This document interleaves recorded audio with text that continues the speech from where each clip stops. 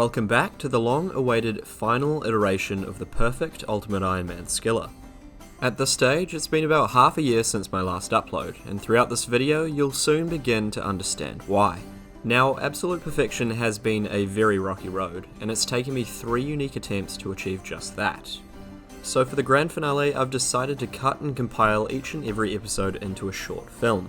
And for those who don't want to rewatch the series, there will be bookmarks to signify each and every episode within the timeline of the video. Very many months ago, I told you all that I'd showcase perfection. So sit back, relax, and experience my untold journey thus far.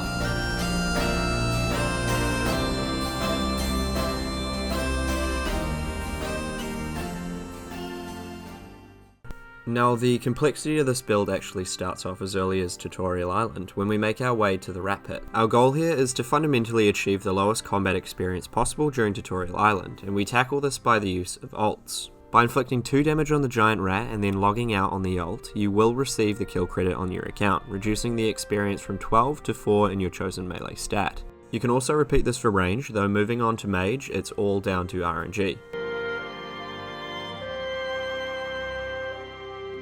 With Mage we can hit one of 3 XP rolls, that being 9, 7 and the golden number 5. As you will soon see, this is a showcase of Tutorial Island, as it did take me over 20 attempts to hit the 5 XP drop, leaving us with the finishing product.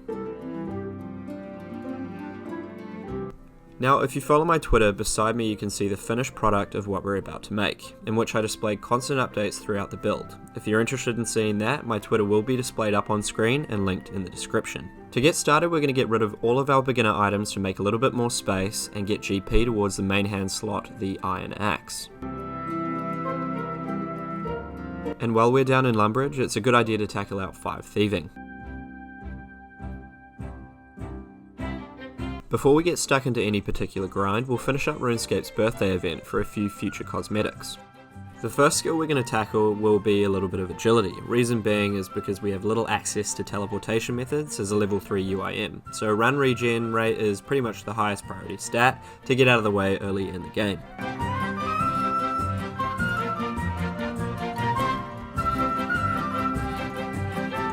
Hitting our first notable milestone here of 40 agility. Unfortunately, as a level 3 we don't have direct access to Canifis, so we do have to continue here until we hit 50 agility. And along the journey we had a few odd occurrences from the lads. So we got up to 47 agility, but at this stage I just got to take a wee bit of a break to get onto some early quests.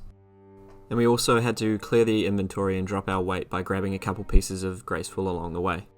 And here we are grabbing our 28 kudos in reward before making our way up to Ardi. For a wee bit we will be situated in and around Ardi, as it does tie into a lot of early game quest rewards that are highly beneficial for our account. There are a few different methods to finishing off Alamone in the Haziel Cult quest, but the easiest way to get around this is dialogue manipulation, and you will see this tie into many different quests here in the future. The premise around dialogue manipulation involves the use of a dialogue trigger that some NPCs have when they become your opponent. Although these NPCs aren't instants, this is still considered your personal NPC. Therefore the kill credit will be granted to you if you are the last to interact with it. If you're still unsure about this method, make sure to leave a comment and I should promptly reply. If not, don't worry, there will be plenty more instances where I use this method in which I will showcase. While I'm in the area, I'll knock out a few of the surrounding achievements, as it will save me a little bit of time in the future.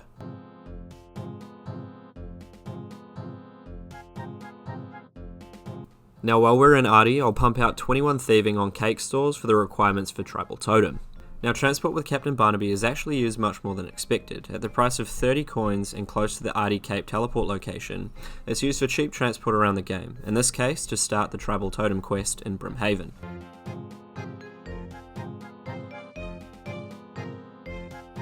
And now on the way back to the quest completion, we might as well grab a house for when we start Wintertide.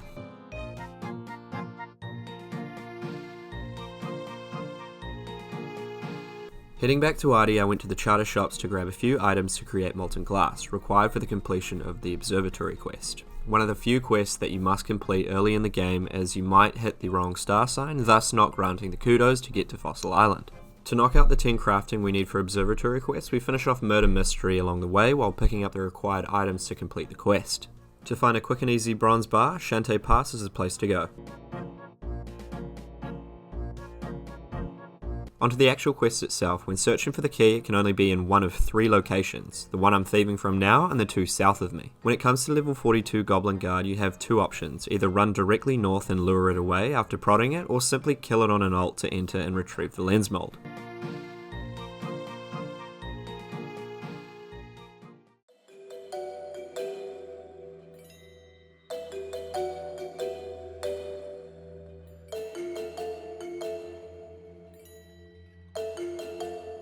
And as for the constellation that cannot be manipulated, you have an obvious 1 in 12 roll with 4 of these granting combat experience, which is why I urge you to finish this off as early as possible if you were to emulate this in a similar playstyle.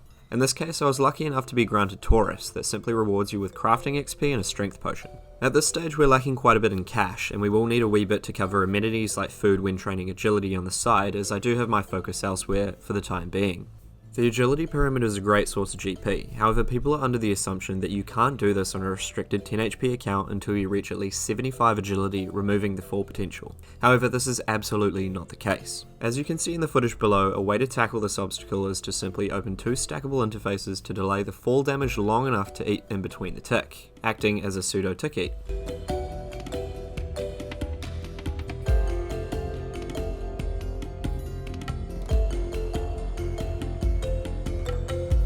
A couple days had passed while doing some agility on the phone at work, and we were lucky enough to hit the pet roll not once but twice in 2 days, while staying under 70 agility.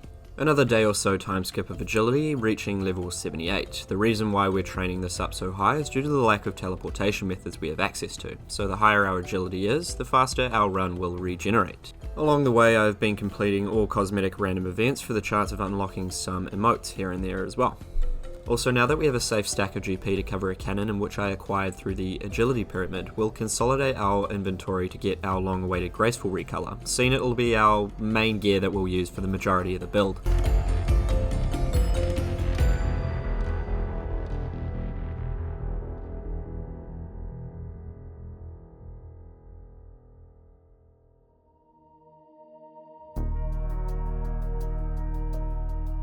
I plan on finishing up the set early to clear my inventory of tickets so I can move on to construction, as I have a pet now and I have to play very cautious, as I want to store my pet in the POH to then insure it later on in the future. When resetting for food, I take the charter back to Artie for 30 coins, thieve from the cake stall, and finally head back to the Brimhaven agility course. Thankfully, damage is scaled to your HP, similar to Wintertod, so you don't need too much food per run, and it is also advised to keep your weight below 0 kg if possible.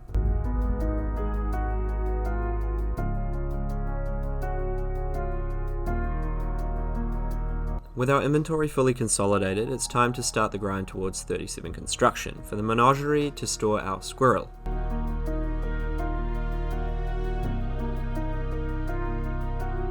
To train our construction, I've chosen the Intrana method, which involves walking between Rimington and Intrana, picking up the planks on the northern section of the island, and hopping between worlds to fill up an inventory. This method will net you around 5 to 6k per hour, and I'd highly recommend doing this after obtaining a full set of Graceful to keep your weight as low as possible.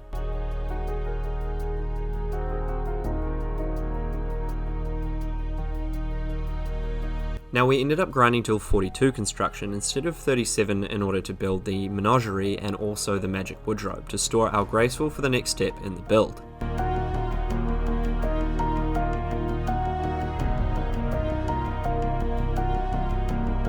And to help clear our inventory, we'll be storing our lump sum of GP in the LMS coffer until we need it in the future. And now that our inventory is clear, it's time to knock out 50 fire making in preparation for Wintertod. One of the main reasons we removed our Graceful was so that we could come out to the wilderness without risking the set, as we do need to get the Iron Dagger poison from rogues in 50 wilderness. It's important that we get the dagger now so we can get on with Druidic Ritual, which gives us access to the Herblore skill, allowing us to subsequently solo Wintertod by creating the potions to heal the Pyromancers.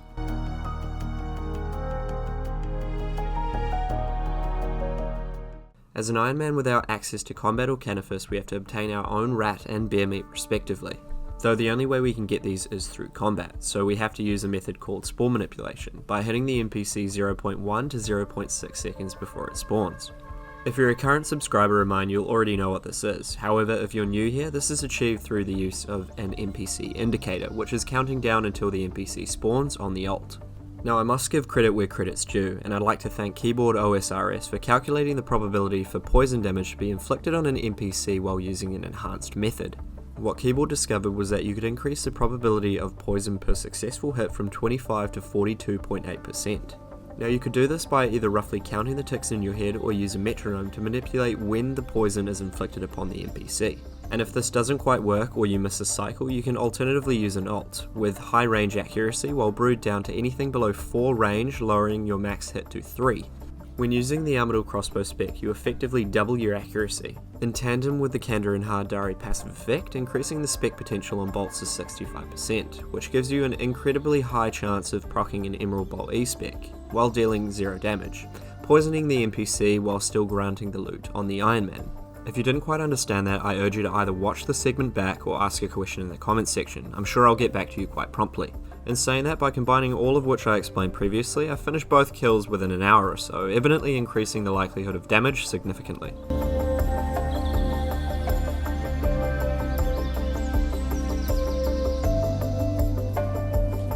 And finally, to save the trouble of the beef and chicken, you can pick them up in the food store in Port Sarim. Now that we've obtained all the cuts of meat, it's time to crack on with the Druidic ritual.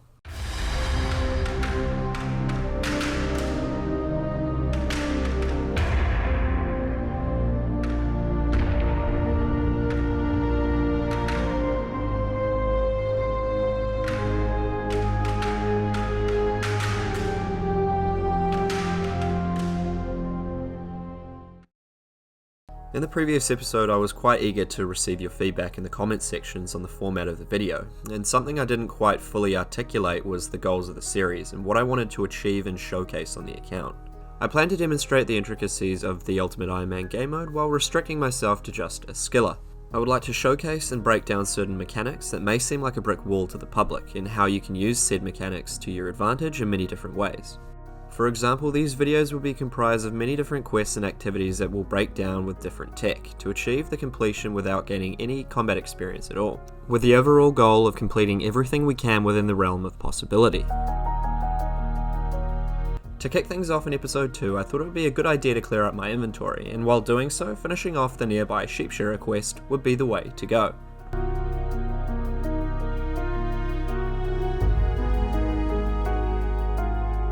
Now this would leave us off with 20 crafting, the requirement to complete Shiloh Village quest. The reason why we tackle this so early into the account is because there is a risk of gaining combat experience, in which I will go into further depth when we come to this stage, as we still have plenty of prerequisite quests to complete. As you can see on screen above, we've picked up our hand fan for when we come to the boss, which will minimise the chance of inflicting damage upon the NPC granted by the negative 50 crush bonus. As an Ultimate Ironman, one of the most challenging skills to develop is most certainly Herblore. At early levels it's quite difficult to obtain herbs at such a low level. However, there are a few ways around this during the quest Jungle Potion. By default, after completing Druidic Ritual you'll receive 3 Herblore, plus Jungle Potion you'll be at level 9. Now what we want to leave off with is level 10, giving us the ability to start the dig site quest without ever touching the Herblore skill. As shown above, this can be achieved through a multiple of different ways, though the easiest way would be to use anti-poison on a brooded victim you may see around the jungle. Alternatively, you can use your quick hops to collect Cedo Foil or Valencia Moss, which will be a little bit slower.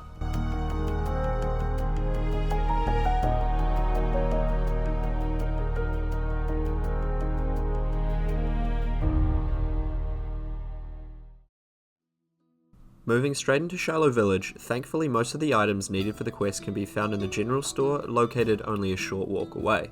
With the little supplies we have, we can descend into the crevasse, as we can avoid most of the NPCs along the way, leaving us with the 3 tattered scrolls. And to collect the 3 bones we need for the quest, I've picked them up down in the Edgeville dungeon. Now this is where you can get stumped by the game mode. Upon realising I need 4 smithing to make the bronze wire, I came to the conclusion it would be more efficient to complete the knight's sword. To do so, I first need 10 cooking to bake a red berry pie, so here's a niche method that you can use on a low level Ironman.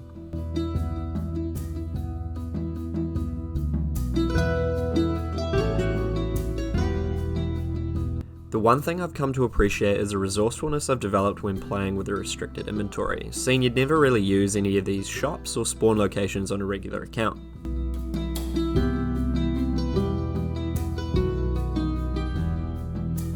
When collecting the iron bars from the wilderness for the Knight's Sword, make sure to hop to a free-to-play world to avoid aggressive NPCs and players. Just to articulate the route I've chosen to achieve an item that requires just level 4 smithing, we've gone and got 10 cooking, then done Doric's quest granting 10 mining, to then complete the Knight's Sword giving us 29 smithing, which finally gives us more than enough levels to complete our bronze wire.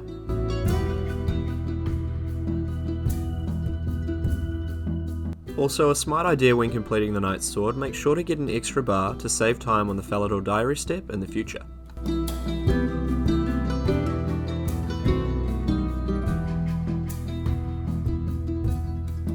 As mentioned earlier in the episode, this is where our hand fan will come into play.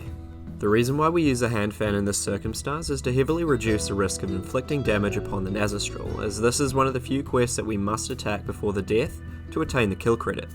Each of the 3 phases are quite easy. Have an ult with a serpentine helm and a blowpipe to inflict venom upon the NPC, then attack the Nazistrel before it dies on the skiller.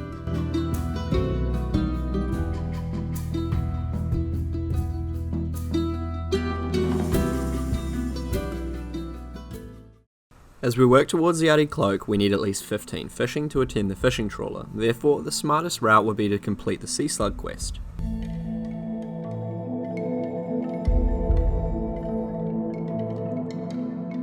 Now this quest will also give us the requirements for fishing contests, which will help us through one of the RFD subquests in the future.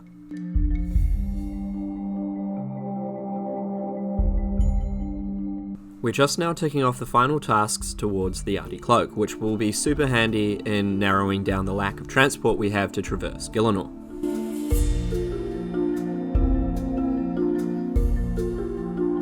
One of these tasks is to travel to the Rune Essence Mine, which requires rune mysteries. Now, when doing this quest, it's advised to pick up an extra air talisman, or use the remaining one to make an air tiara for the clue storage.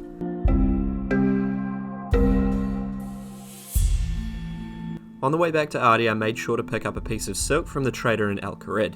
This will ensure that you don't get a 3-hour trade cooldown from the silk trader in Arty.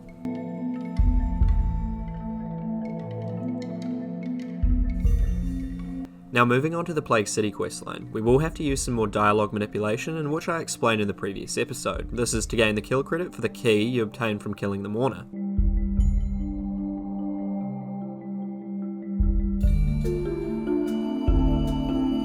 This should be self-explanatory to those who have watched the previous episode. However, what we are doing is abusing a dialogue trigger that will grant us the kill credit for encountering our personal quest NPC in the overworld, as opposed to a personal instanced area.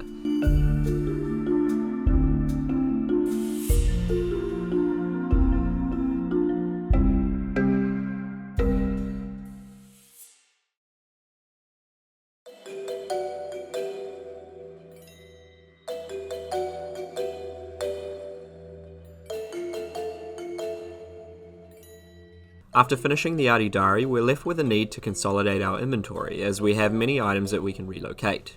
As mentioned before, the air talisman can be crafted into a tiara, to then be stored in an Easy Clue stash unit. On my previous account it took me several weeks to get one from a baby impling, so I highly advise this route instead. Another wee tip is to collect the fruit blast from the curator after finishing the archaeological exam, as this can be used to create the dirty blast for the RFD subquest in the near future. This will also save you the trip up to the Grand Tree.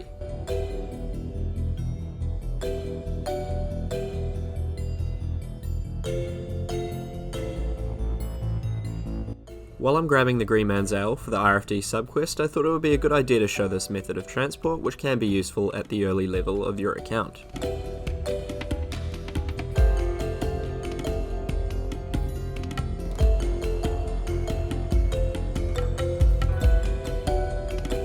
As we prepare to hunker down at Wintertide, we're going to need a few pieces of warm clothing to reduce the passive damage, up until level 80 firemaking. Also, to reduce the trek between Wintertide solos, we'll need to get 60% favour in the Arceus house, unlocking the spellbook and the home teleport just a short walk away from Wintertide.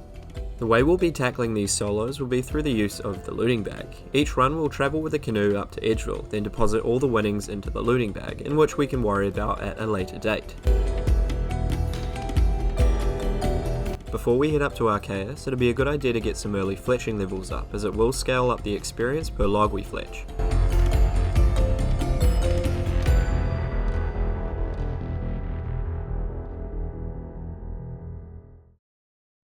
Now, a helpful tip for those with 10 HP would be to note some pineapples at the tool leprechauns to act as a stackable food source through the journey to 99. As your fire making level increases past level 80, you'll only need 2 to 3 pineapples to survive a full game of Wintertide, opening up a few more inventory slots for the rest of the game. Just taking a quick detour over Easter to complete this year's holiday event, as one of the rewards might come in handy in the near future.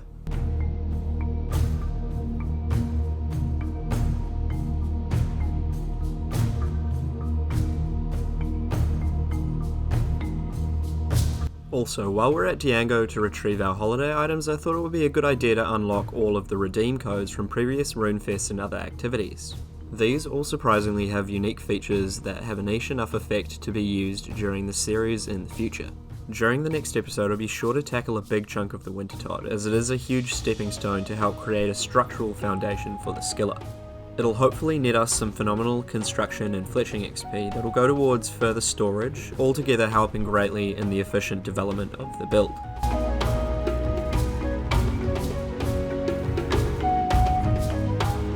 I'd like to say a quick thank you to the lads here at Limited CC. If you guys are looking for a community of various restricted accounts, make sure to pop on over and say hello.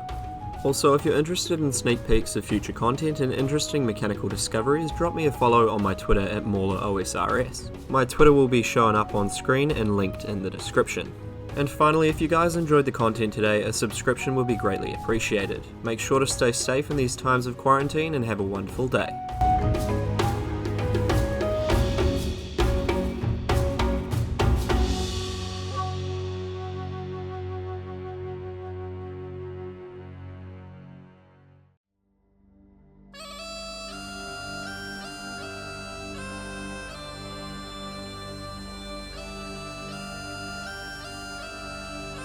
Welcome back to Volume 3 of the Ultimate Ironman Skiller series, a series where we push the boundaries of unknown mechanics to the edge of possibility and understanding. A series where we showcase the brilliance of intricacies that'll help us shape and create one of the most restricted and unique accounts within the game.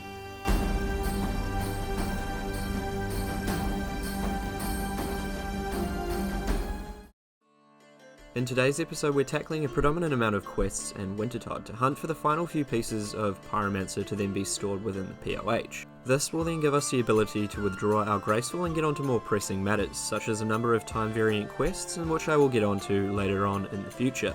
Now, for those who haven't seen the 2 previous episodes, I urge you to pause the video and go and watch those now, as these episodes do tie in together like a knot. To further explain our current Wintertide strategy, we'll be soloing each and every game to maximise our construction, which leaves us off with about 71 to 73 by the time we finish 99 firemaking. Each game takes roughly 30 to 45 minutes depending on your attentiveness, and will net you around 250k firemaking XP and about 10 to 15k in construction. By the time we finish our solo, we've at least met the 30-minute home teleport cooldown, which lets us go and store everything worth keeping in our looting bag. Once we finish storing our items, we can then simply teleport back using the Arceus home teleport, which is obtainable at 60% favour in the respective house. And finally, to reset our inventory, we can replenish the correct amount of food we'll need by using one of the noted rewards not worth keeping, to open the amount of slots we'll need to withdraw from, then simply drop the remaining useless items. Once all this is complete, simply rinse and repeat, and all the levels will steadily climb. Now, one of the huge problems we've run into recently was the removal of the looting bag from the Slayer Master. This could previously be purchased for 30k following the removal of Bounty Hunter. This is considered so significant, seeing we basically lose 28 free inventory slots, making storage now more essential than ever. Also, it's practically hard locked us into Wintertide, as we have to devise a plan on exactly how and when we're going to deal with the goods that remain within the looting bag. Though as of now, I've determined the best course of action is to work towards completing the Pyromancer set to then store and switch out the Graceful. This will hopefully drop our weight below 0 as we're heavily bogged down by excess items pouring into our inventory. Now, with all that said, here's a few crates we gathered throughout our lengthy Wintertide grind so far.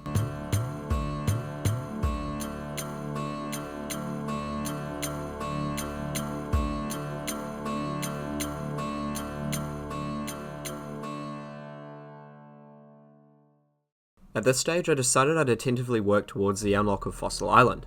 Now this would unlock a helpful number of items, most notably the frequent birdhouse runs we'll be doing and even volcanic ash for ultra compost in the future. To work towards kudos, we'll start off with one of the essential quests, Shield of Arav. This quest has recently been updated to where the Phoenix gang member cannot inflict damage upon the Weapon Master as they are within the same faction. Therefore, we've brought along a friend of mine, DFS, who will act as the third party to kill the Weapon Master in order for me to grab the crossbows without any risk of combat at all.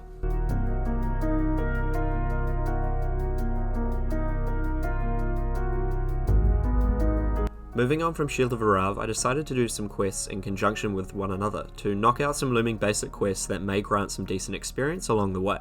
If you're as enthusiastic about interesting collectibles as myself, during this cutscene you can actually smuggle out the dagger.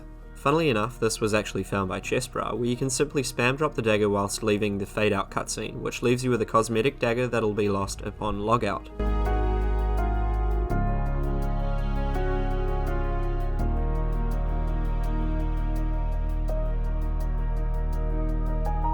A useless yet interesting find from the bra. And if you were thinking it was the same item as the Halloween holiday item, it actually has a different item identification.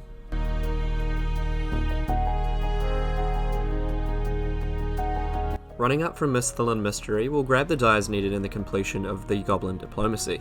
And as I mentioned earlier, I recommend doing quests in conjunction with one another, as it will save time in running around Gielinor in the future.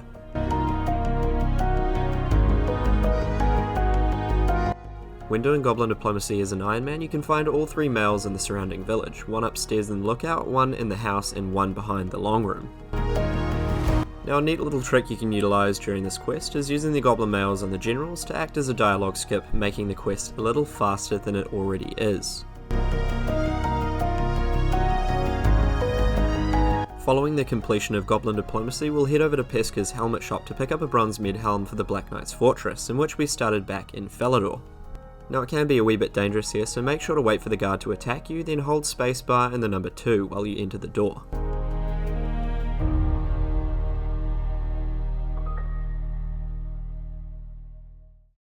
On the way over to the Klein of Corrend, I may as well finish X marks the spot along the way.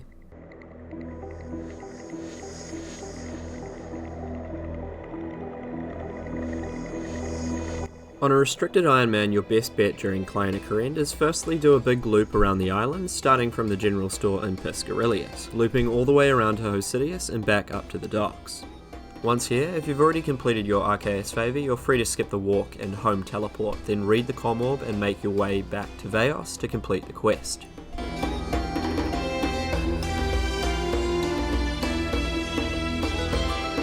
Now the lamp reward can be used at any level, which will get me close to level 20 Slayer, leaving me exactly where I want to be. Aside from that, you'll always want to use your favour certificate on Piscarilius, as it's the most time consuming to train from 0 to 20%.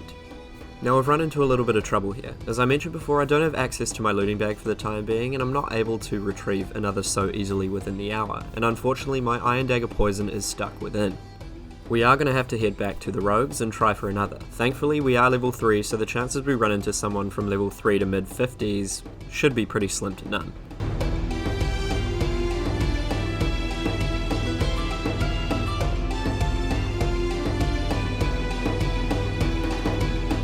After re-obtaining the dagger, I ran back to Wintertodt for a few more crates, taking advantage of low world population after a system update.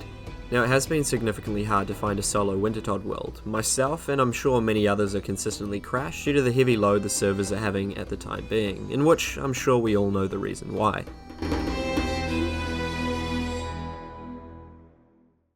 Upon hitting the milestone of 90 fire making, I then deemed it time to use our poison dagger for its intended purpose. Now before engaging in any form of spore manipulation, what I'll do to increase my chance of inflicting damage is smuggling the stat boost from LMS, which will leave me with 17 attack and strength.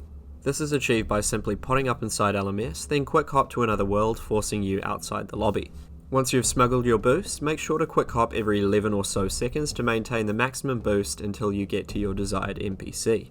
In this case it's a bat, for the bones we'll need during Merlin's Crystal quest, another requirement for Fossil Island entry on a UIM skiller. By pulling the boost from LMS, it'll increase my chances of poison by tenfold, as we don't have any form of potions yet.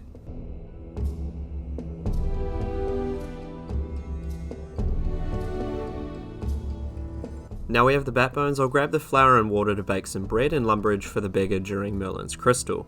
The quickest way to get to Sears Village, and to be honest most places without teleports, would be through the use of Barnaby and Ardy, then charter from Brimhaven to Catherby. Before heading to the castle, grab the insect repellent and head towards the beehives to grab some wax for the candle maker.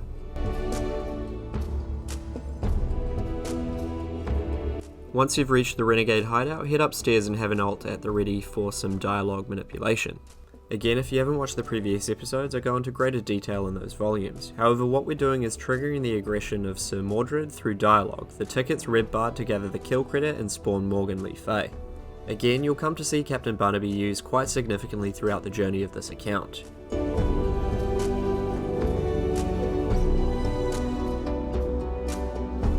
Thankfully, you don't actually need to wield the Excalibur during the quest, you can simply use it on the crystal to free Merlin and complete the quest, finally giving us the kudos we'll need to enter Fossil Island.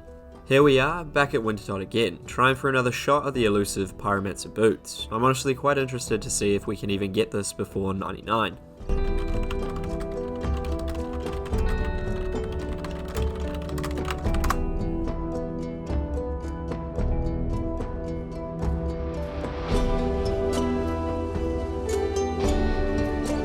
Unfortunately, we've still yet to hit the drop table, so it's time to deal with this pest Romeo always interrupting my chat dialogue as I run past.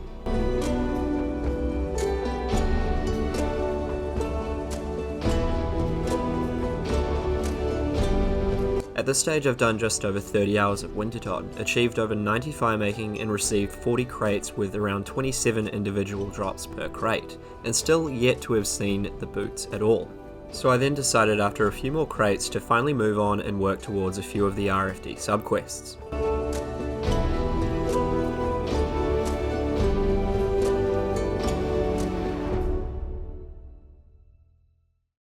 To start us off, we'll need to complete the fishing contest in order to gain access to the passage underneath the White Wolf Mountain, giving us the ability to save the dwarf during the Recipe for Disaster quest.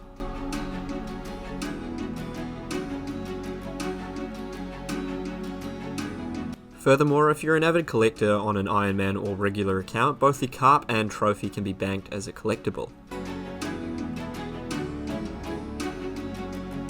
Now, the reward from both the Klein of Korend and the Dwarven RFD mini-quest will grant us 19 Slayer, one lamp off our desired level of 20, and I'll get further into that here in a moment. Also, to save a little bit of time, we'll be completing both of these in conjunction, as it'd be wise to simply let the rock cool within a single game cycle within the inventory.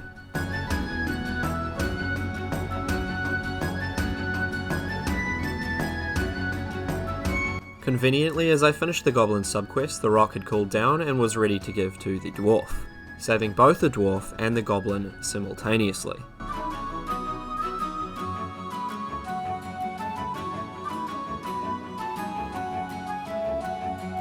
As I mentioned before, our goal here was 20 Slayer, and that's due to the lamps we have waiting for us upstairs requiring 20 in your chosen stat. In order to get to Fossil Island as a UIM skiller, you must be able to complete a handful of quests that grant kudos to make up the 100 requirement. Now, what some people may not know is that by talking to the historian upstairs after completing both Merlin's Crystal and the Shield of Arav, you'll be granted with 2 antique lamps, followed by 20 or so kudos.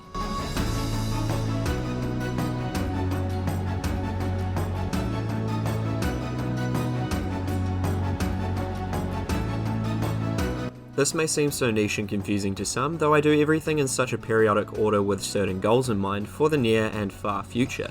Everything you see is done in the way and order for a particular reason, so if you're interested in following this as a guide, it may absolutely be done. Moving on with the items we'll need to complete Fossil Island. The Marental may be quite difficult if you haven't yet started farming, so make sure to thieve hand members for one, which took me around 5 to 10 minutes, then pick up the vodka from the Grand Tree.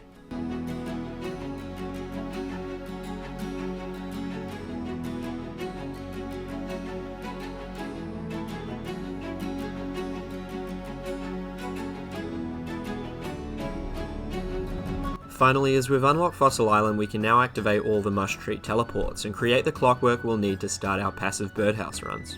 In order to create the clockwork to then build the birdhouses, we'll need to gather the equipment for the crafting table within the POH. Though, before we get into that, we'll unlock both the rest of the teleports in the bank for unnoting items on Fossil Island.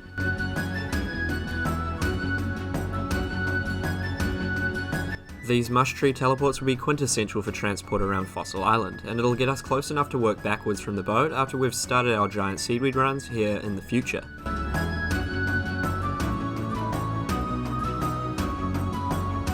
Now that we need 30 smithing to smelt our ore into steel, the most efficient method would be to purchase bronze bars from the general store and make plate bodies outside Taibawanai village.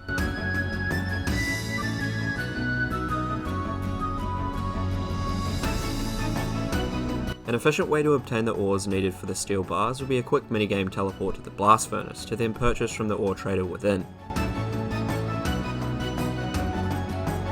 Once inside the house, we'll both make the workshop and the tier 2 crafting table to then create the clockwork.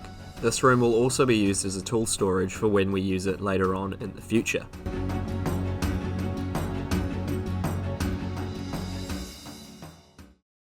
And finally, when on Fossil Island, all the tools we'll ever need will be found within the general store in the campground. Thankfully, this will save us valuable inventory space between the time before our birdhouse runs. Over the next few weeks, we'll be prioritising just that, specifically for passive hunter experience as opposed to the seed yield. Reason being is due to the recent update moving the herb sack from the Slayer Master to its more fitting location in the Tithe Farm, which is exactly what's next on the bucket list. Carrying on from the previous episode, we're getting stuck right into Wintertod to hopefully finish off the Pyromancer's set to then open up an array of content.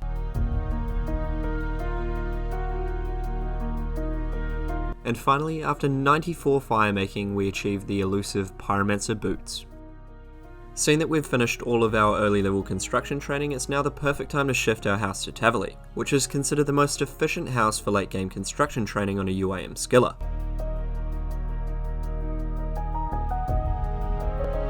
After despawning our necklace during cleaning Specimen, I felt it necessary that I get a Fashionscape touch-up until we get 64 thieving for the Xerix Talisman. Therefore, the Yin Yang necklace will have to do in the meantime. In between Wintertod and Birdhouse runs, I got the occasional clue scroll, with the intentions of passively clearing all the stash units and hopefully obtaining some storable items along the way.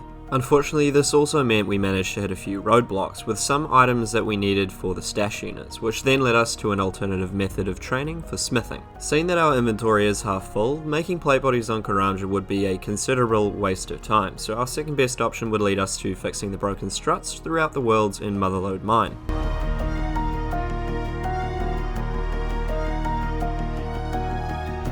Moving on to mining, we've chosen a more unorthodox method discovered by my friend Lalo, which nets around 20 to 25k experience per hour. Now what makes this method special is that you'll gain a passive 4 to 6k crafting experience per hour, sacrificing a measly extra 5k mining XP, resulting in a much more diverse pool of development. And as you can see, the limestone can be cut between ticks, making crafting virtually zero time, in which I'll continue to level 40.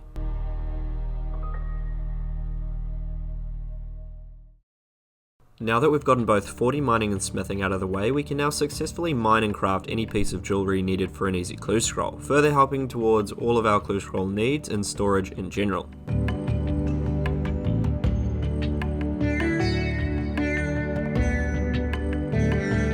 Sadly, we received nothing of importance from this particular clue, though at this stage we're primarily just doing this to complete our storage. Shifting our focus back towards Wintertod, as a UIM we're typically locked to a chosen stat we're training until we're either finished or run out of supplies. Now adding further restriction to combat allows us even less room for variability between stats. Therefore I've devised a plan with all the goodies that are locked within my looting bag to route seemingly the most efficient path in development utilising everything we have to offer. Though firstly we still have some passive skills and chores we gotta complete between each and every game of Wintertod in preparation for actually opening the bag, as we do have to be extremely meticulous when it comes to inventory space, as we can't get another bag so easily. Between each and every game from 94 to 98 we'll be focusing on super compost and birdhouse runs to at least get us over level 30 farming for the Enlightened Journey quest, acting as one of our most frequent use of transport in the game.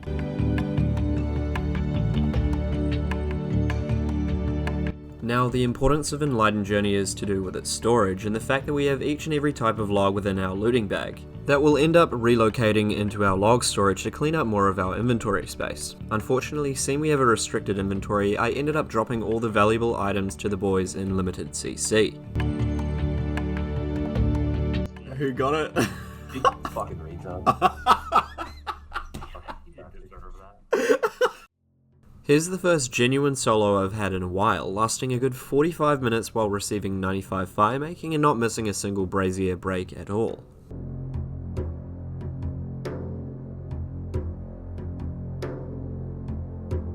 Now, one of the things I thoroughly enjoy about the UIM game mode is the sense of seamlessness created when routing certain unorthodox training methods and to see the results in full effect, much like clearing the construction at such an early stage of the account, alongside a myriad of other stats as well.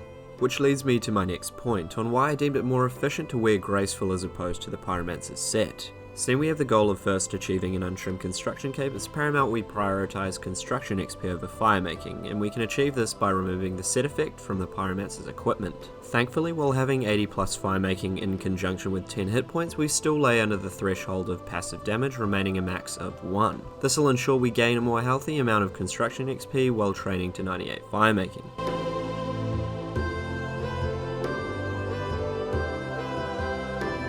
Here we are with 97 firemaking. Now the great thing about this is the showcase of the split experience you can see between construction, woodcutting, fletching and firemaking, all through solos. This will help showcase the actual expected max amount of variable experience possible. And finally we achieved 70 construction. I doubt we'll get any higher during firemaking, though you must remember this was obtained entirely passively, which should typically follow the intentions of any starter Ultimate Ironman or woman. Alright, so I came across this cluster of boosters. Mind you, this clip was recorded immediately after the BH3 release. So then I did some investigating, and look at the state of this actual trash. It makes me thankful this account will never have to engage in PvP.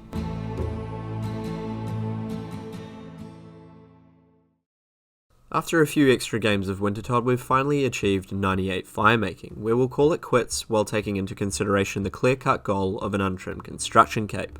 And I am absolutely pleased with the outcome and effort that I put into prioritising solos for more construction XP, ultimately saving a significant amount of time in the future. I can truly say if any of you guys are considering in making an Ironman, restricted or not, the first thing to knock out is solo Wintertodt. Now that we're out of the Winter Wonderland, our greatest priority is our looting bag and what we're going to do with the contents that resides within. Now, this is where it becomes incredibly meticulous, as you don't want to technically waste anything, as it's all been put there for a specific reason. So we must deal with one of the final NPCs we'll need our poison dagger for, the zombie. And as you can see, I have one alt killing the southern zombie and another holding the aggression of the other two, trapped around a pipe in the top right hand corner. You may have also noticed I've used the last man standing stat smuggle showcased in the previous episode, so if you want to see how that's done, make sure to give it a watch after this video.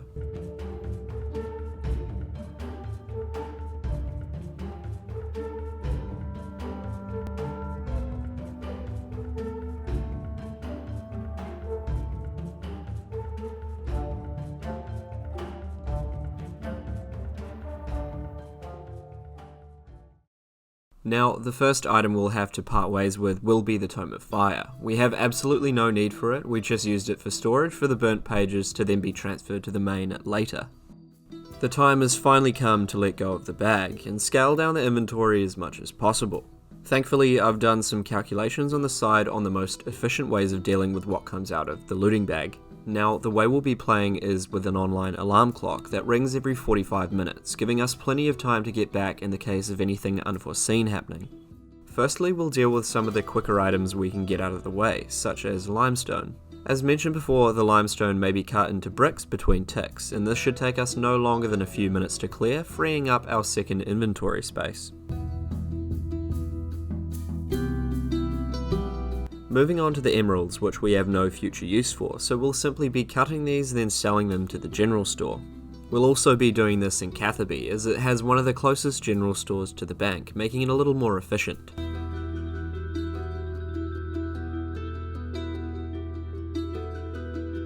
We'll deal with the rubies a little differently. For those who don't know, the rubies can actually be cut, then given to the curator in the Varrock Museum as payment for the medallion. Now, this doesn't typically do anything for our build, as it is a form of transport into Mauritania. However, it is something niche you should do in the case you are ever to feel like altering your account build.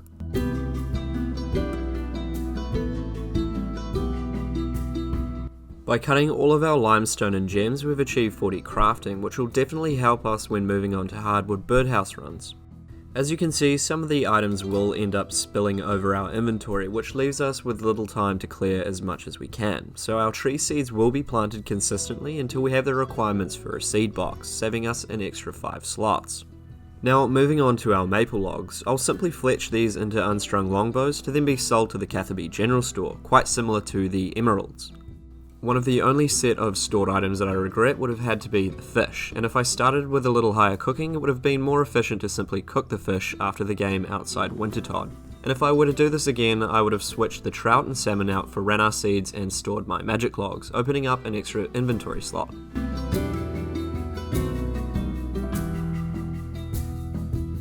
The silver will simply be smelted, then crafted into tiaras, granting 12 smithing XP and 52.5 crafting XP per ore, which will take no longer than 45 minutes. Like I mentioned before, everything from the bag will be used, and the same goes for the saltpeter, which will be utilised to make sulphurous fertiliser, granting us with favour in the host city's house, getting us closer towards the use of mess hall in the future. And as for farm runs, we'll be doing both tree runs and birdhouse runs, with super compost being made in the process. For the following step, we'll be making cannonballs, and we'll actually need these in the future, so thankfully this will still open up a single inventory slot for us. Also, if you have access to a bank and are into collectibles, both the toolkit and these railings can be banked.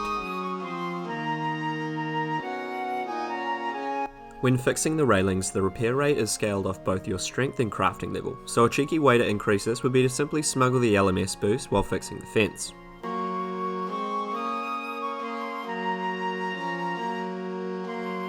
Also, while I'm in the area, I'll unlock the Barbarian Assault minigame teleport for ease of transport on the way back.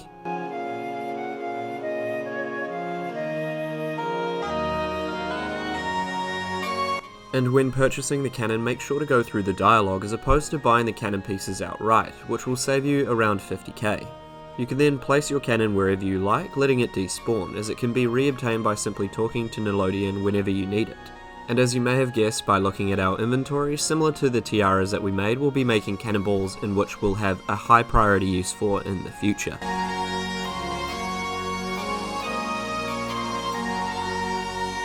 At this stage, my inventory is pretty much full with no overflow, which means we can transition nicely into completing one small favour up to the point where we can create the Guthix Rest, one of the most important items we'll need during the account. Before we get underway, we'll start by cleaning our grimy herbs, which we can then re-note by cleaning them on the way back to the Tool Leprechaun, and as far as I know, this is probably the most ideal location to do this.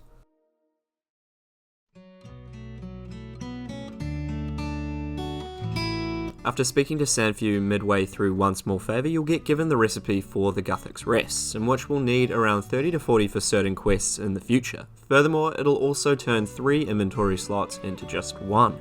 And to get rid of the surplus herbs, we'll be making both compost potions and unfinished Guthix Rests, gaining 15 herblore XP per cup, as we don't actually need any more rests than we already have.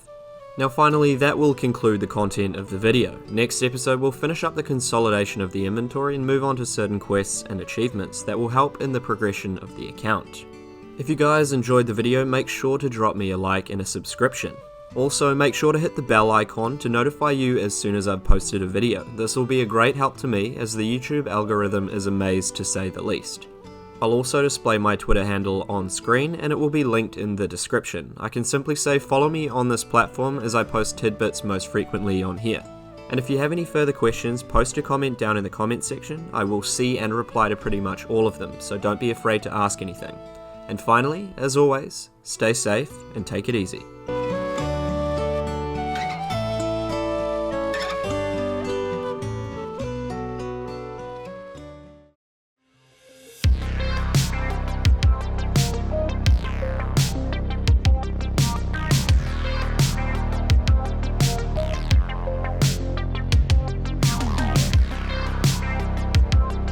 Welcome back to episode 5 of the Ultimate Ironman Skiller series. In the previous episode, we managed to complete our goal of 98 firemaking, granting us 70 construction and plenty of supplies from Wintertod that we needed to get rid of in order to clean up our inventory. We then used those supplies to the best of our ability in order to further propel us into the next stage of the account. Currently, we're left with half an inventory that we still need to consolidate to move us in the direction of the most crucial part of the build, questing. with absolutely no room for error.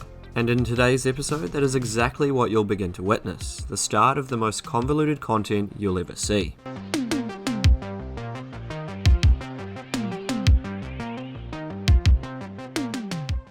Now, if you've seen the previous episode, you would have noticed that we had partially completed one small favour in order to gain access to the Guthix restores, which will come into play further into the build. And I'm bringing this up as we had a disproportionate amount of herblore supplies, leaving us off with a few extra herbs we can exchange into some free XP. As a skiller, we don't have access to secondaries such as unicorn horns, nor do we have the time or patience to manually pick up swamp tar, so the best course of action would be to create unfinished Guthix restore potions. Now, these herb mixes grant 15 experience each and can be done as fast as you can click, so it'd be considered the best way to get rid of your excess herbs. This whole ordeal took no longer than 10 minutes and granted us with a little over 1,000 herblore experience along the way. And seeing this had only taken 10 minutes, it gives us more than enough time to fit in a birdhouse run before we reset our death spawn. As our hunter and crafting levels increase, our runs will alter a little differently, letting us cut our teak or mahogany logs on Fossil Island. Though until then we're running from the Champions Guild, cutting our willow trees until we begin our farm runs. Moving on to the next death spawn, we've now got to get rid of our excess Harrowlanders, and to do so we'll need our pickaxe to gather our secondaries. One of the most efficient ways for a UIM skiller to train herblore would be to make compost potions on Fossil Island, as the secondaries are easy enough to collect and are stackable. These can be mined right outside the volcanic mine bank chest and gathered within less than 5 minutes. And after this, simply head up to the volcanic mine entrance and begin creating the rest of your compost potions, which can garner you a max of 66k herblore experience per hour. Transportation around Gielinor is one of the most gut-wrenching experiences on an Ultimate Ironman skiller, and the mitigation of the quests and diaries that provide the ease of transport are of the utmost importance. Therefore, Enlightened Journey is an absolute must for the build, unlocking multiple different transport routes that provide access to the farthest reaches of the continent. And unfortunately for us, this also requires the entire inventory to be empty, so we'll be using our death spawns throughout the quest. Also, our quest is predominantly held on Intrana, which means we'll firstly cut down our logs and then get rid of both the axe and our arty cloak.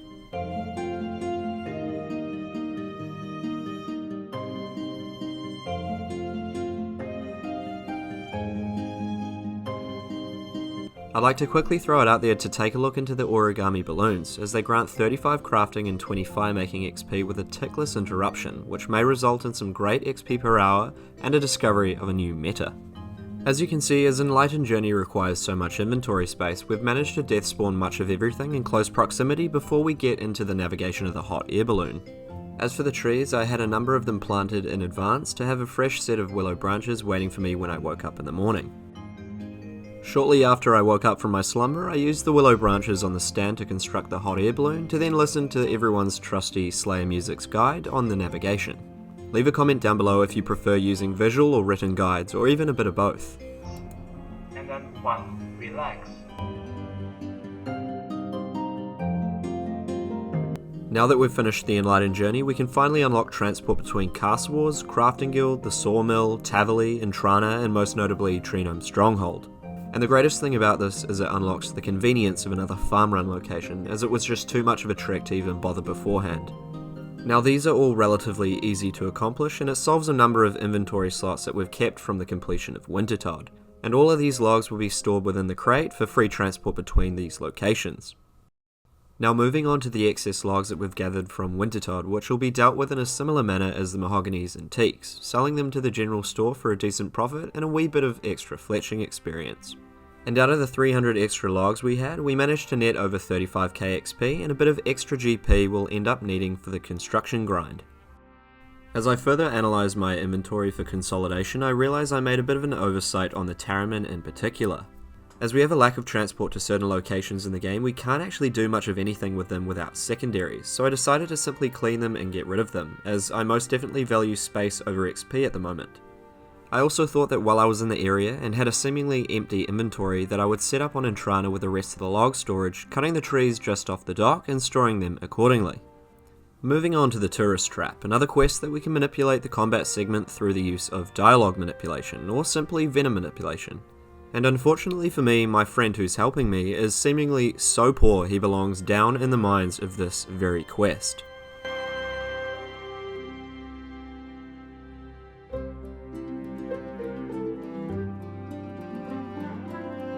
Now, if you're trying to get the key yourself with an alt, I'd simply recommend to use Venom, as it's a lot easier to initiate the dialogue after the captain is venomed, then stand behind your alt and wait for the captain to fall, giving you his key. I'd also recommend to search the table, as I did earlier, to grab the jail cell key in the case that you get thrown into prison. And this will let you leave without having to retrieve the key from the captain again, saving a significant amount of time. For those who are interested in collectibles, I'd also like to add that you can smuggle these prototype darts by dropping them and simply picking them back up after the dialogue, giving you a sprite identical item as the bronze dart. And this can also be replicated with the Tinty pineapples. And my final addition to Tourist Trap would be to left click use the barrel on Anna, saving you the time of going through a number of meaningless dialogues.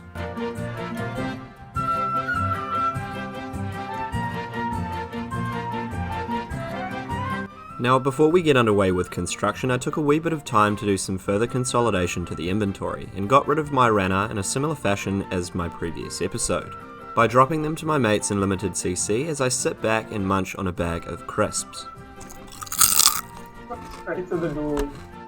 Now, apart from the capital we have stored in the LMS coffer, we don't have much cash float left to supplement the plank making at the sawmill, so I took a night off to run some laps of the agility pyramid to gather some much needed GP. And with that said, once we had the capital, I began running further consistent tree runs to finish up our extra tree seeds we had laying around from Wintertod, hopefully giving us 2 extra inventory slots along the way. We're now left with the construction grind, starting at just under 800k XP, all gained from Wintertod. Let's see just how far we can stretch our supplies. The method we'll be using for sawmill construction will be a little more unorthodox, as we don't actually have access to teleports, so we'll be travelling to Castle Wars for the closest bank in the vicinity. We'll then use our noted logs on the bank chest, head back to the balloon and travel to Tavali, run from there to Tavali House Portal, rinse and repeat. Now, this method should end up grossing us upwards of 70k XP per hour, and should take us no less than 2 death spawns to clear our inventory's worth of logs.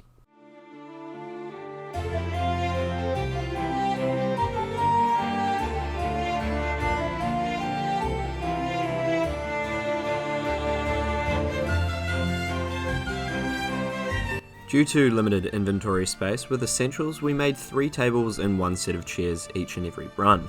With the mahogany logs, I was running at a max efficiency, netting 82k XP per hour. Though if I was playing sweaty enough, I could increase the XP per hour by dropping both the hammer and saw each and every run, giving us 2 more logs to make an extra table. And ever so conveniently, before my willow logs had ran out, my tree had grown in the patch just north of the hot air balloon, meaning that I would never run out of logs needed to travel to Tavali. This moment of seamlessness and minimalism you get on this particular type of restricted game mode is what keeps me interested in the gameplay. How I can conceive my own little methods that really only impact a handful of people. I feel that Ultimate Ironman is truly an untapped avenue of gameplay that people really should give a go if you truly are burnt. Activating your mind might actually be the one thing that brings back the brilliance of gameplay.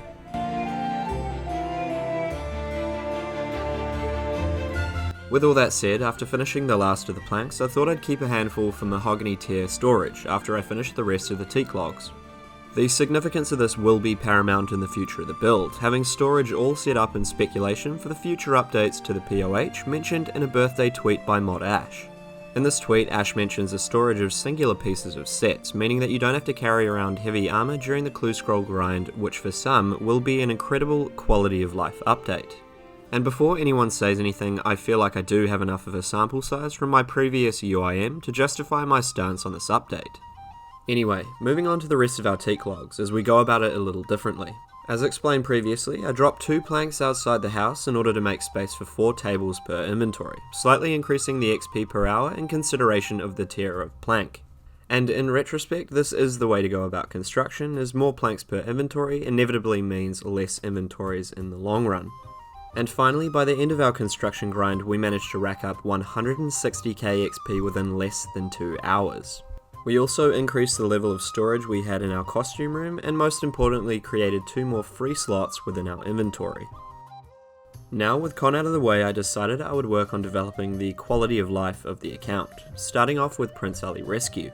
This quest, upon completion, grants us free passage through the Alcarid border security. which is actually quite important for both intentional and unintentional death spawns, as the Alcarid guards are the closest NPC that give a respectable amount of GP per pickpocket to buy back our early essentials. So in any case, I do recommend doing this quest earlier rather than later.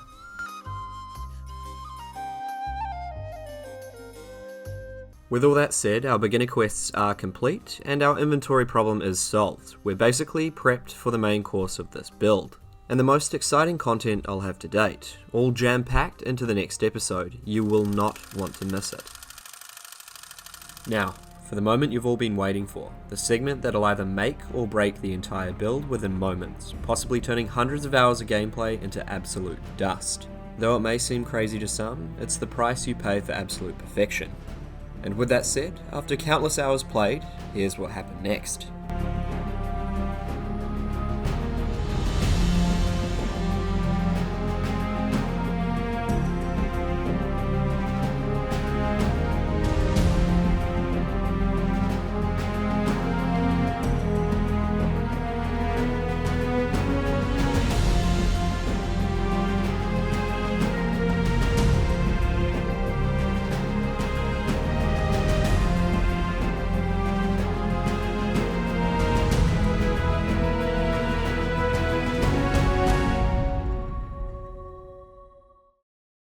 And finally, after hundreds of hours deep into the account build, on one of 3 quests in which we chance XP on, we unfortunately ruin the account.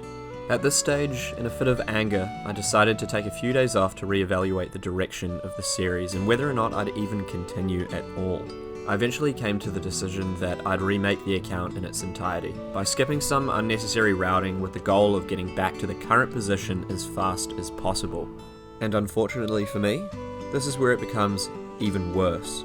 I not only managed to chance XP on Dal'Rith once, but it happened again upon the remake of the same exact build.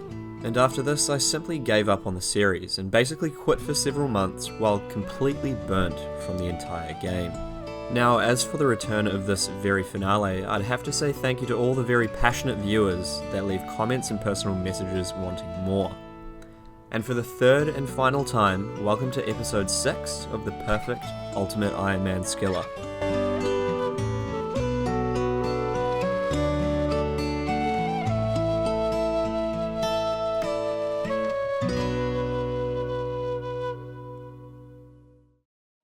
After at least 50 hours of gameplay, we're starting exactly where we left off, the cursed demon of Dal'Rith, and this is how we overcame the obstacle.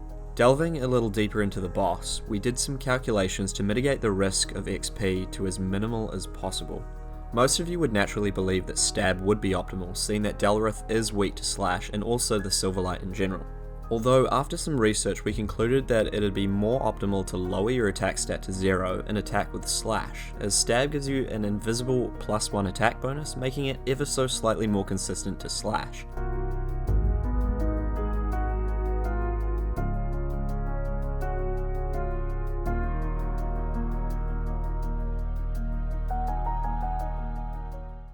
With one of our greatest hurdles out of the way, we have one more quest to do that we must chance experience on. Now with that being said, it is much less nerve-wracking as you do have at least -50 crush bonus, mitigating most of the risk of gaining experience. During the Ascent of Arceus, we need recoils for 6 individual NPCs, 5 ghosts and a zombie, 4 of which you must chance experience on. And as you can see in the clip above, I have 4 jugs of wine to further reduce the risk of experience, however minimal it may be.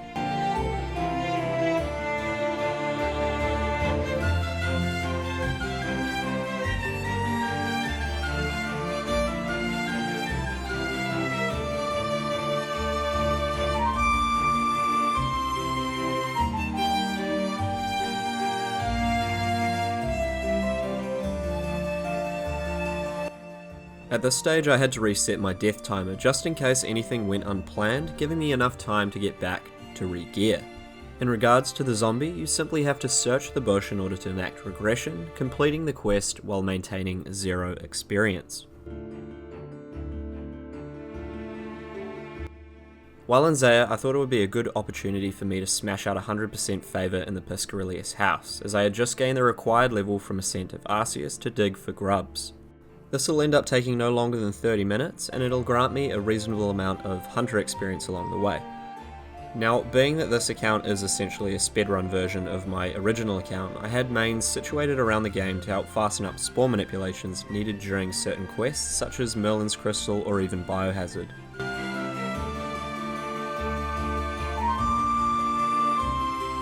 Furthermore, seeing I have recoils now, there's no need for poison manipulation, so I decided to grab a plus 17 boost from LMS to quickly clear Druidic Ritual NPCs.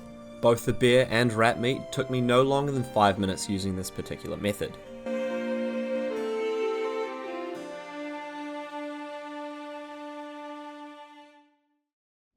And just to reiterate, as I mentioned before in the series, both beef and chicken can simply be purchased from Wyden's food store in Port Sarum. Take note, because you don't need to spawn manipulate either of these. Remember, play smart.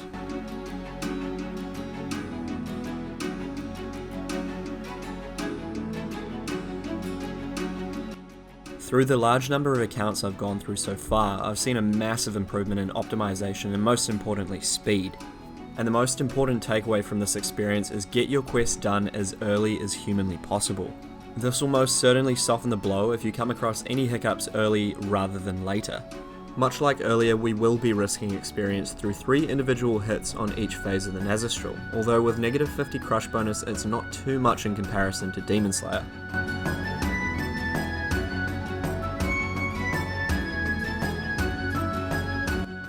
Once again, through the use of LMS and the manipulation alts, I cleaned up some of the final spawn manipulations to finish up the Lumbridge Diary for the 3rd time in a row.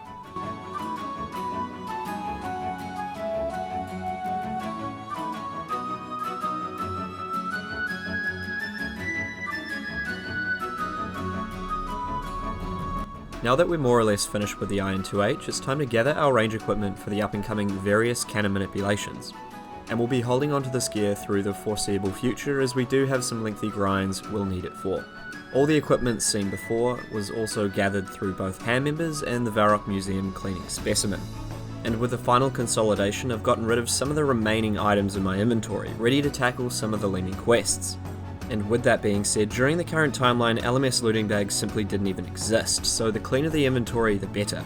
Now here's a further showcase of the cannon manipulation from the third-party perspective, to give you guys an indication on what I'm actually looking at on both screens, as I don't have NPC indicators on my main client.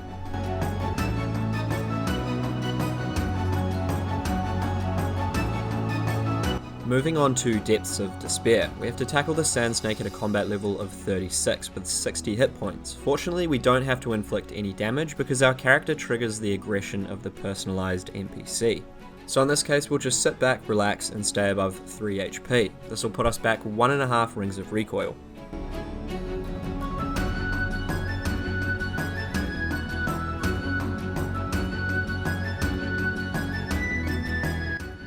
While in Hosidius, I thought it would be a good opportunity to make my way over to the mess hall to grab some cooking levels and finish off 100% Hosidius favour along the way. And this ended up only taking around 25 minutes of my time. Fortunately for me, not long after my inventory cleanup, Jagex shifted the looting bag from the Slayer Master to Last Man Standing, meaning that I could store what I needed inside the bag as opposed to dying every 45 minutes.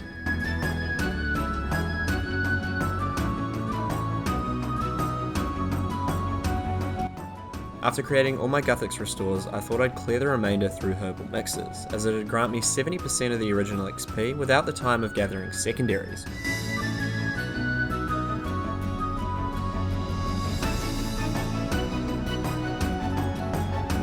Dealing with Ithoy the Navigator is going to require a wee bit of preparation. We'll need full iron to lower our mage defense bonus as much as possible in order to outdamage his reheal rate and waste as little recoil charge as possible. I'd also rather be safe than sorry, so I over-prepare for this fight by death spawning and entering with a near full inventory of Guthix rests to remove the chance of failure entirely.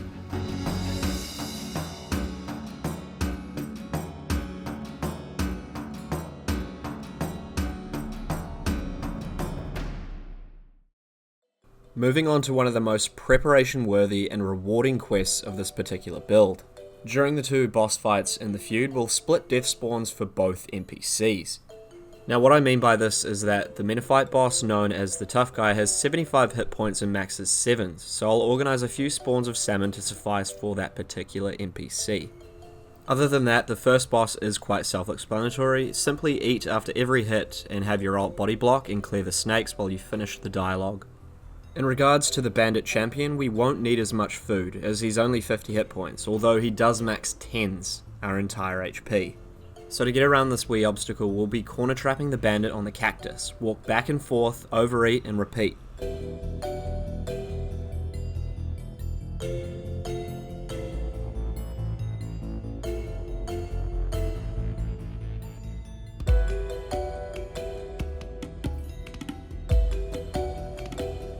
With the completion of the feud, we can now unlock the Rune Sudoku by trading Ellie Morrisane so we can sell our blood runes from Zaya Runecrafting for 200 GP apiece, which is all part of the plan for untrimmed construction in the future. And to clear the rest of our inventory space before we pick everything back up from the death spawn, we can decant the rest of our G-rests into noted 1-dose rests. Now everything of value is stored within the looting bag, we can organise our inventory in preparation for the Loverkench Favour.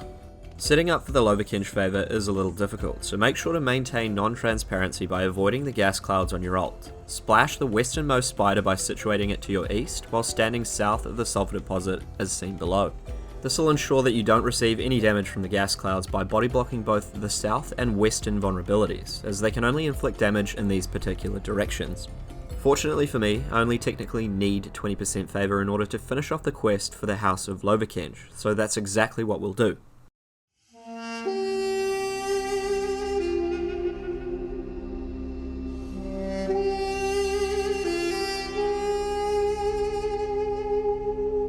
Through the completion of the Forsaken Tower, we've gotten to 75% favour, where we can claim our transport scrolls from Miriam, creating more transport routes through Zaya and completing the Loverkench Favour.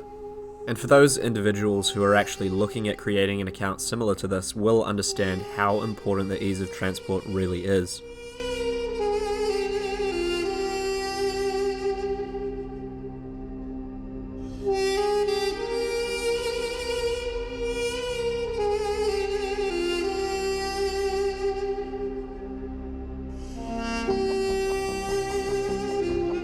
Now with this all said and done, we've basically completed the Architectural Alliance, although we won't finish Shazian until 40 Slayer, granting us the ability to utilise our 10k XP lamp on Slayer. After all of this, I thought I'd take a wee break and smash out some LMS ranks, and while working towards 1000 wins, I purchased some well-needed storable Fashionscape.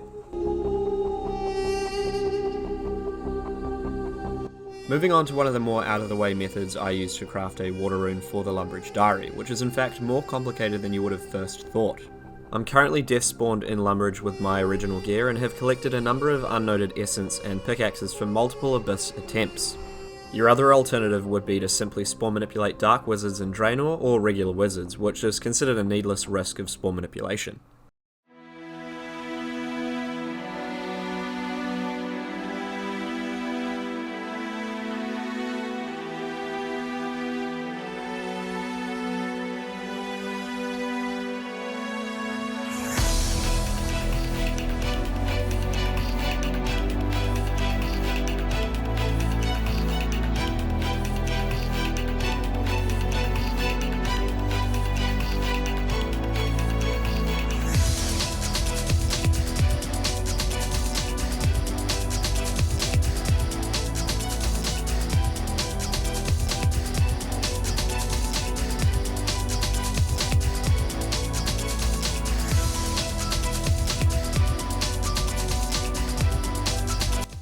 Moving on to Tyborn Trio, one of the more difficult quests among the few, which ties in with the use of cannon manipulation seen below. Clear the nearest 3 spawns of monkeys while targeting the southernmost spawn with the leeway of 20 seconds for the cannon rotation. Be very careful as jungle savages can wander behind the wall south of you.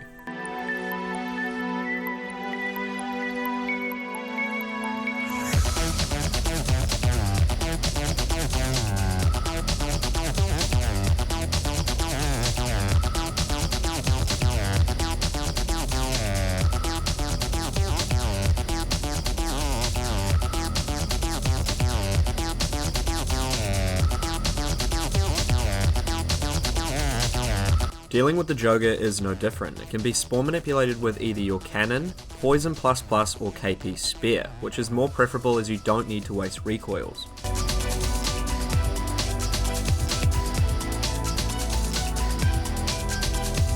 Now, this was done in a particular order in which I'd both complete the Karamja diaries as well as getting the final ingredient for the completion of Taiwanai Trio, ticking off one of the most noteworthy quests off the list.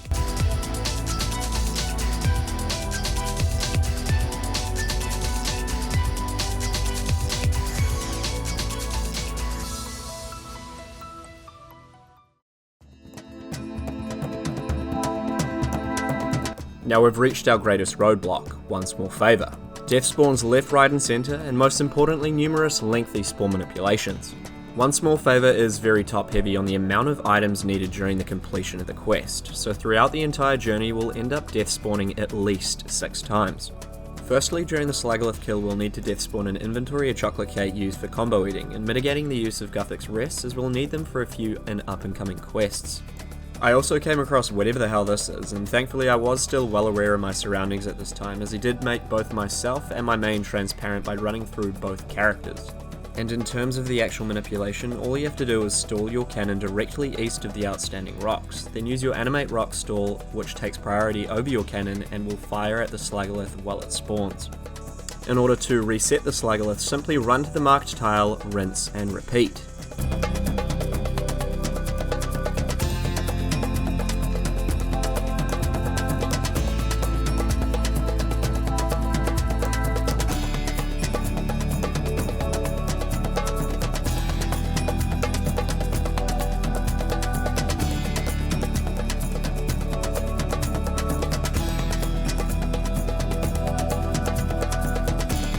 Now that we've cleared the Slagalith, we'll get rid of the cannon, reset our death spawn and prepare for the Dwarven gang members. Now this will be quite similar to the previous boss fight, in which we'll need an inventory or 2 worth of food on the floor, as we have to clear 3 NPCs without leaving the area or logging out. In saying that, it also means that an LMS boost will only help us for so long, so in this case, we'll focus on the NPCs with the highest defense first and work our way down.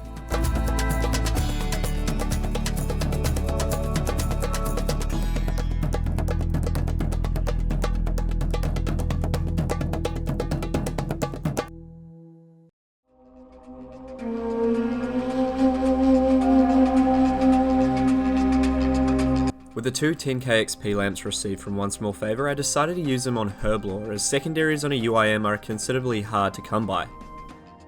Now, dealing with a Kindle during Mountain Daughter is considered an absolute nightmare.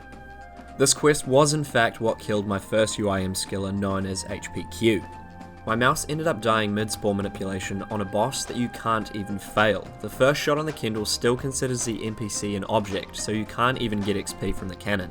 And unfortunately for me, while I was trying to replug my mouse back in, the cannon kept rotating, gaining me 60 range XP.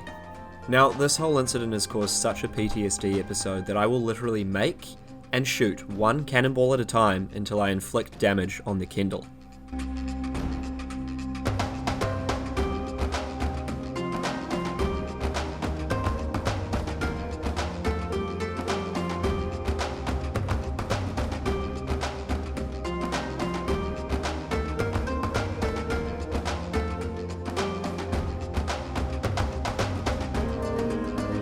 Now with both the Kindle and the Kandarin Diary out of the way, we can simply drop the Bearhead and reclaim it in the cave at any time in the future.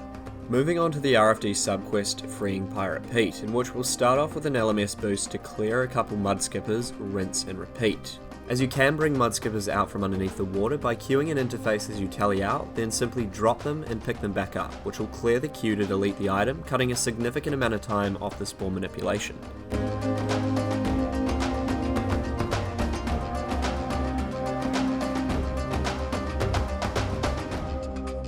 Tackling the crabs for the crab claw was no easy feat, as you not only needed to get the claw, but you also needed to craft it, and it's also one of the only items in the game that you can still manage to roll a fail even at 99 crafting.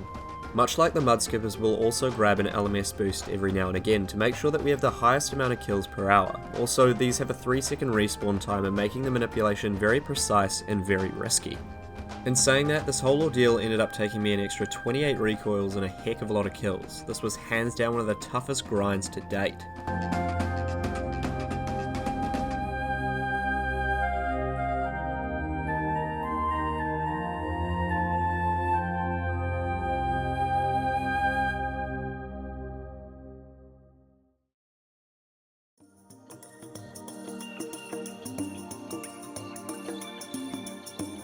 Now, this is where we are today. We've sculpted one of the most meticulously perfect account builds in history, taking over 4 iterations before we could attain true perfection.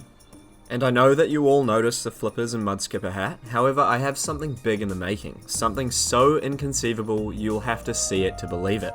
Currently I'm working on clue scrolls in order to obtain around 250 purple sweets, in which I'll use to tackle Shadow of the Storm. We have just one attempt to tick over 200 fatal blows to bring something unfathomable to fruition. This and everything else, including flippers and even Cold War, will be all jam-packed into one final showcase episode, where we'll go in depth into each and every little aspect of the build and how we planned and executed some of the most amazing maneuvers in RuneScape history. If you guys enjoyed the video, please leave a like and a subscription. I know it was a long one, but I hope that you're all caught up and are ready for the final overview of the account. I have a new series up my sleeve that I'll be announcing soon on my Twitter at OSRS, so make sure to follow for sneak peeks and game finds. The link will be shown on screen and linked in the description. And with all that said, I thank you all for watching, and I hope you have a wonderful day. I mean, to be honest, it's pretty good that they're actually trying to help you, but it is retarded.